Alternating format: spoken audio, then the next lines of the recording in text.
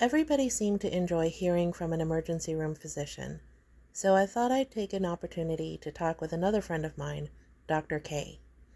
He's an internal medicine physician, so his perspective is leaning more towards the whole diabetes arc. I sped up the history portion because it's stuff you guys pretty much already know.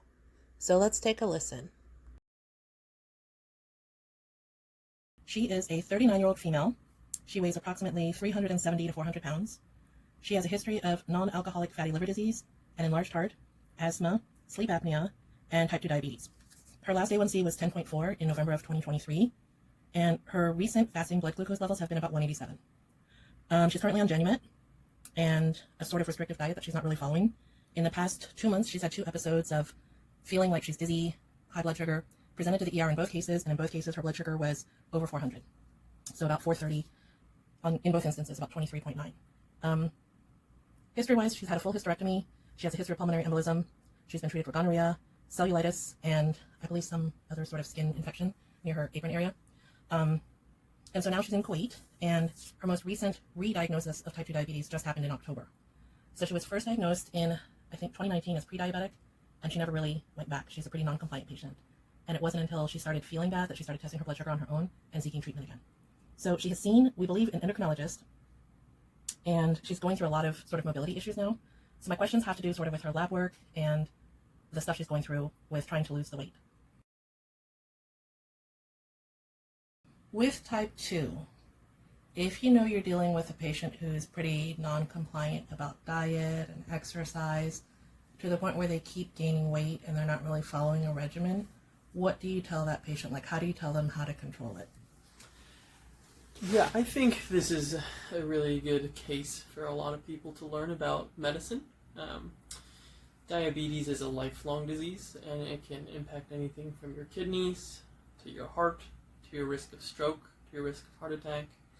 And so it's really important that patients address it early on.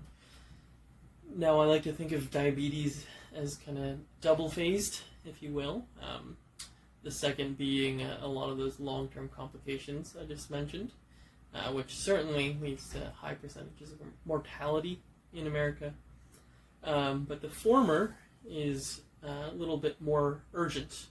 People with uncontrolled diabetes, and I would say this patient who's gone from pre-diabetes 3 years ago to an A1C of 10.4 is categorized as severe diabetes. In fact, a lot of physicians would recommend insulin and at an A1C level of this. Those patients are at risk for something called DKA, or diabetic ketoacidosis, or HHS, which is a similar variant, which is life-threatening, which requires admission to the ICU for very, very careful monitoring, for an insulin infusion, for constant checks of their electrolytes and their kidney function.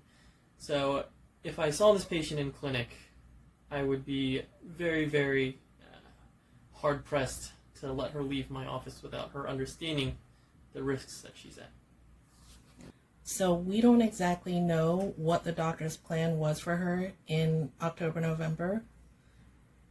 I was a little surprised that he only put her on the Genumet, because at the time when she presented with the over 400 blood glucose, all he did was give her 2 injections of insulin over a period of time and send her home with just the Genumet.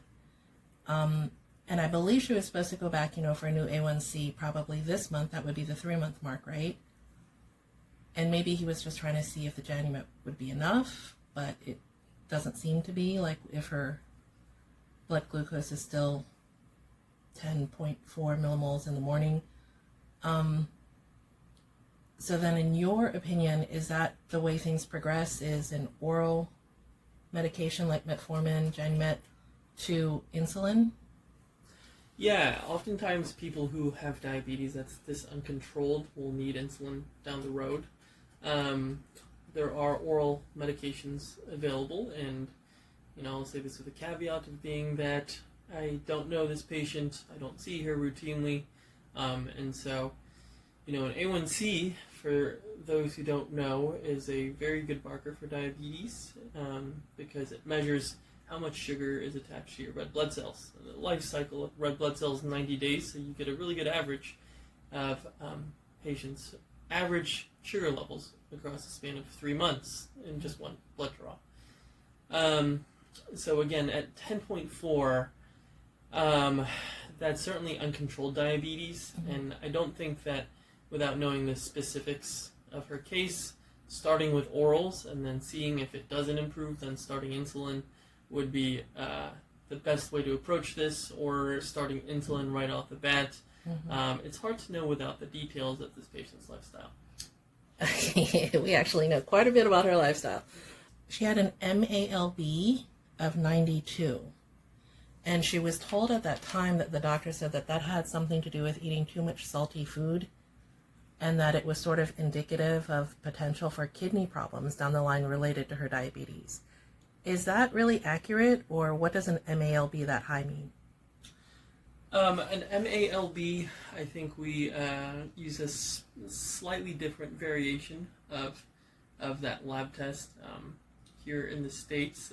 It's usually patients with diabetes, regardless of how uncontrolled it is, they require annual testing for their kidney function, and they need to go to the ophthalmologist once a year for specialized testing.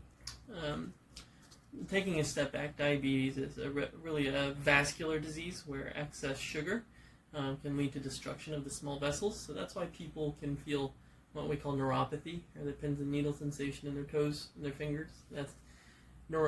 Diabetes can lead to issues with the small vessels of your eyes, leading to vision loss.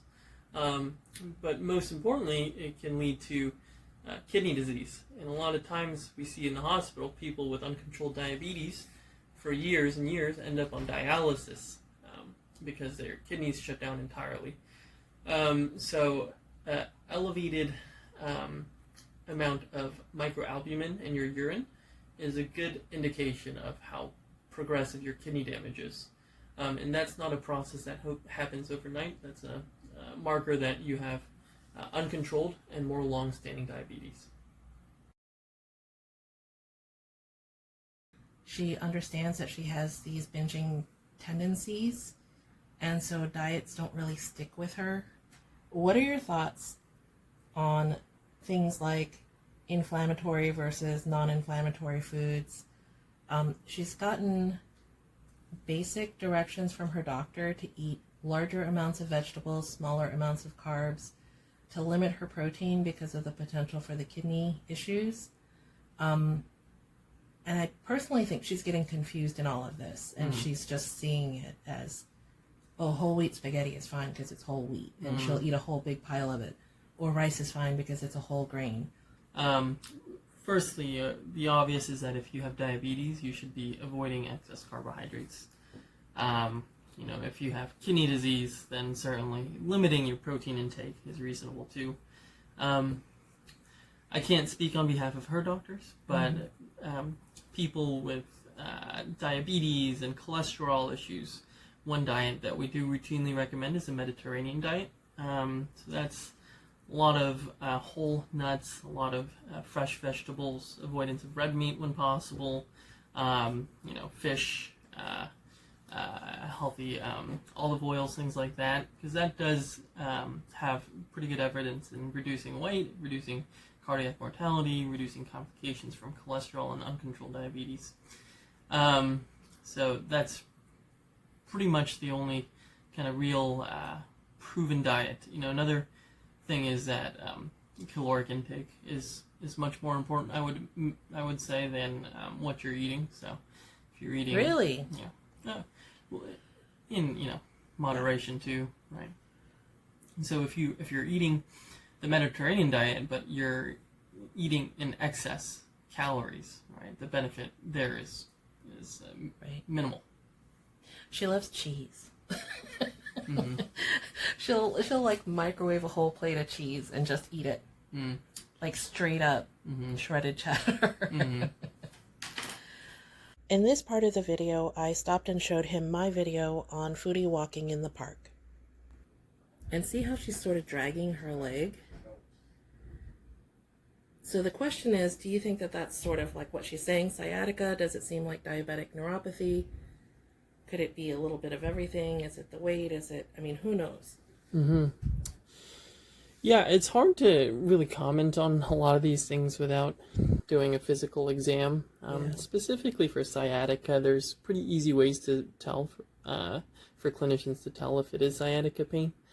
And someone with her risk factors and her story of an A1C as high as she has, and evidence of kidney disease, I would imagine that she also probably has some neuropathy as well. The tricky thing about weight loss is that people often require exercise, and that hurts your joints. And on the flip side, your joints hurt because of the excess weight. Mm-hmm. So it's quite tricky. So, I mean, the fact I that think she should swim. That's certainly a good or recommendation. Like water walking, yeah. Mm-hmm. But she's in Kuwait, so she would have to go to like a ladies only pool. Mm. And I just don't think she understands how dire it is. I really don't. Mm-hmm. So at this part, I'm talking about lordosis and explaining to everybody what lordosis is and how the posture can affect sort of the pressure that's on your lower back. And I'm really surprised nobody sent her for PT.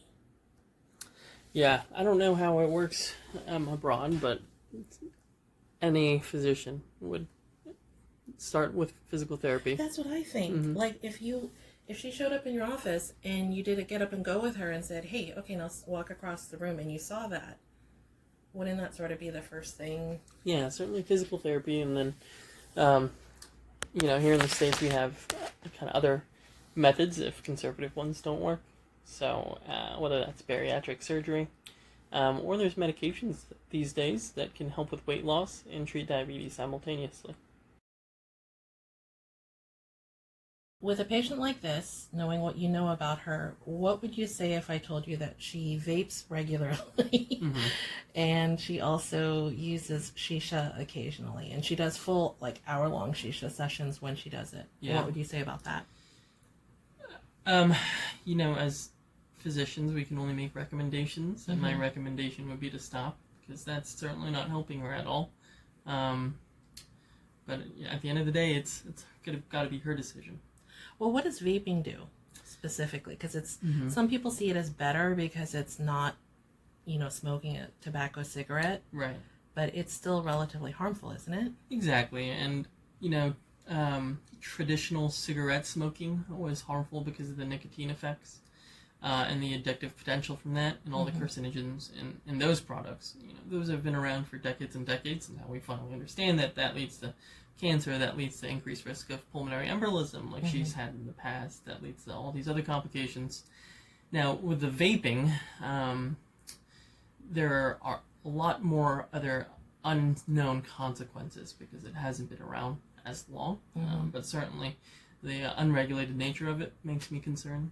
The frequency of which people do vape when they do vape is concerning too.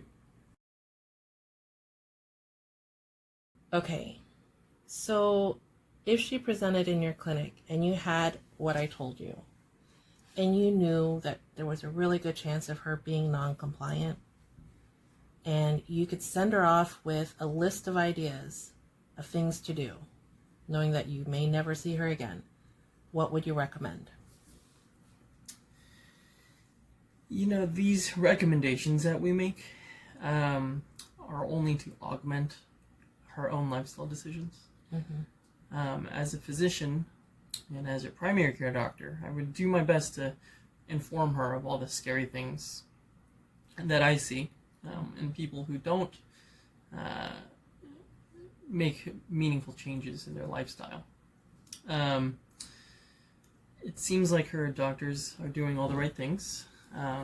There are certainly interventions that she can do early on, whether that's increased exercise, physical therapy, dietary changes, maybe changing around some of her diabetic drugs if her A1C doesn't improve.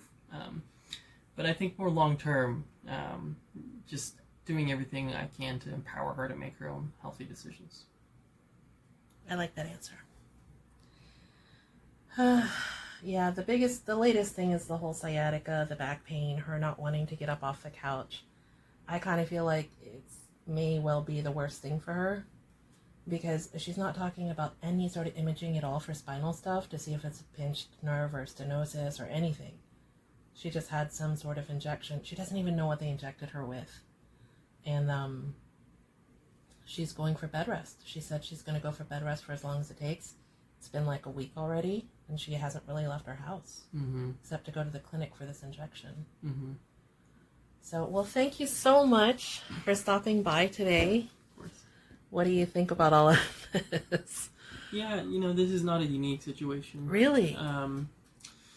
A lot of times in medicine it is frustrating because you wish you could just tell people, hey, you need to make a change right now or else there's going to be drastic consequences down the road. Yeah. But at the end of the day, as an internal medicine physician, you want to do what you can to empower people to make their own decisions, and whether or not they comply with that, that's entirely up to them. That must be heartbreaking. It is, but every once in a while you see some really good success stories, and it keeps you going. Yeah. It reminds you of why you want to get into public health and healthcare in the first place. Yeah.